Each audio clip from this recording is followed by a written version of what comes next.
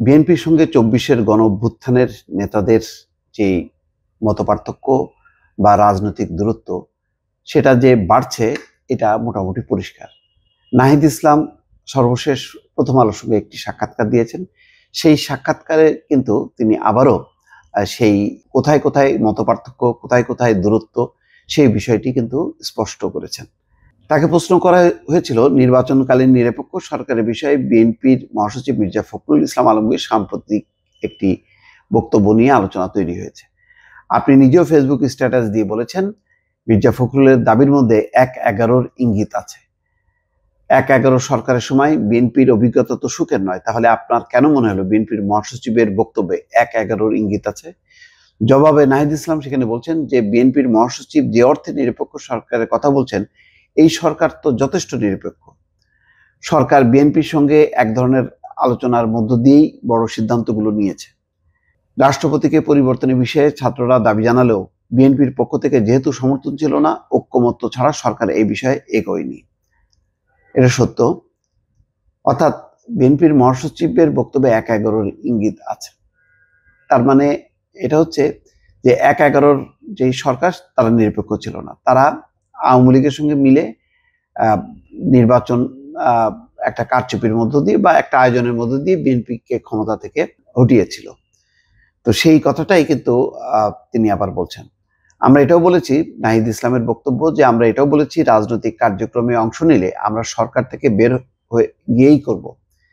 কিন্তু যেভাবে নিরপেক্ষতার কথা বলা হচ্ছে তাতে অধ্যাপক মোহাম্মদ ইউনূসকে সরিয়ে আরেকটা সরকারের পরিকল্পনা বিএনপির আছে কিনা বা বিএনপি এটা চায় কিনা সেই প্রশ্ন আসছে। যদি চেয়ে থাকে সেটা ১/১১ টাইপের সরকার হবে। আগের বারের ভুক্তভোগী ছিল বিএনপি, পরে তো আওয়ামী লীগের সঙ্গে মিলে ওই সরকার আওয়ামী লীগকে ক্ষমতায় বসিয়ে দিয়ে গেছে। সেই ধরনের কোনো পরিকল্পনা আছে কিনা সেই জায়গা থেকে আমি কথাটা বলেছি। আগের বারের ভুক্তভোগী হলেও এবারের সুবিধাভোগী তারা হতে পারে। আগের বারের ভুক্তভোগী হলেও এবারের সুবিধাভোগী তারা বিএনপি হতে পারে একটা ১/১১ ধরনের সরকার করলে। অর্থাৎ আগে ১/১১ সরকার ছিল আওয়ামী লীগের পক্ষে, এবার আরেকটি ১/১১ সরকার যদি হয় সেটা হয়তো বিএনপির সুবিধার জন্য তারা হতে পারে, সেই অর্থে তিনি বলেছেন। অবশ্য বিএনপির মহাসচিব ইন্টেনশনালি এটা বলেছেন বলেও আমি মনে করি না। তারপরে প্রশ্ন ছিল, এক সাক্ষাৎকারে আপনি বলেছেন যে অন্তর্বর্তী সরকার নিয়ে বিএনপির কথার টোন আওয়ামী লীগের সঙ্গে মিলে যাচ্ছে। আপনার কেন এমন মনে হচ্ছে? এই বিষয়টা পরিষ্কার করেছেন নাহিদ ইসলাম। তিনি বলেছেন যে বিএনপি এর আগেও বলার চেষ্টা করেছে যে একটা অনির্বাচিত সরকার, দ্রুত একটা নির্বাচিত সরকার হতে হবে। আওয়ামী লীগও বলেছে এটা অনির্বাচিত, অবৈধ, অসাংবিধানিক সরকার। বিএনপিও যখন সে ধরনের কথা বা বক্তব্য দেয় তখন কিন্তু প্রশ্ন ওঠে সরকারকে দেখার দৃষ্টিভঙ্গিটা কি। সেই জায়গা থেকেই বিএনপি ও আওয়ামী লীগের মধ্যে কিন্তু অনেক ধরনের মিল পাওয়া যাচ্ছে। রাষ্ট্রপতি ইস্যু, জুলাই ঘোষণাপত্র ইস্যু তো বিএনপি বলতে গেলে ছাত্রদের সঙ্গে অবস্থানটা নেয়নি, এই কারণে একটা দূরত্ব তৈরি হয়েছে। বিএনপি যেটা বলার চেষ্টা করছে যে এটা অনির্বাচিত সরকার, এই কথাটা তো ভুল। আসলে এই সরকারের বৈধতা তো নির্বাচন নয়, কারণ ক্ষমতার পট পরিবর্তন তো নির্বাচনের মাধ্যমে হয়নি, একটা গণঅভ্যুত্থানের মাধ্যমে হয়েছে।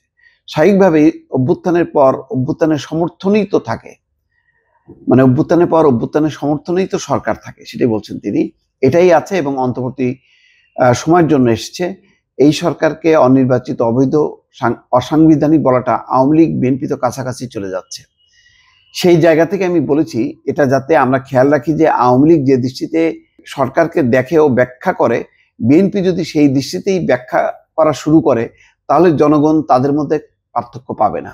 এটা অবশ্যই একটা নতুন বিতর্ক যে বিএনপি যদি যেই টোনে সরকারকে সমালোচনা করতে চায়, আওয়ামী লীগ যদি সেই একই কথা বলে তাহলে তাদের মধ্যে আর পার্থক্য থাকবে না এবং মানুষ সেটাই বুঝবে। সেই কথাটাই নাহিদ ইসলাম আবারও কিন্তু প্রথম আলো সাক্ষাৎকারে তুলে ধরলেন। আমার ধারণা যে এই বক্তব্যের মধ্য দিক থেকেও আবার একটা রাজনৈতিক বিতর্কের সূত্রপাত হতে পারে। ভালো থাকবেন। আল্লাহ হাফেজ।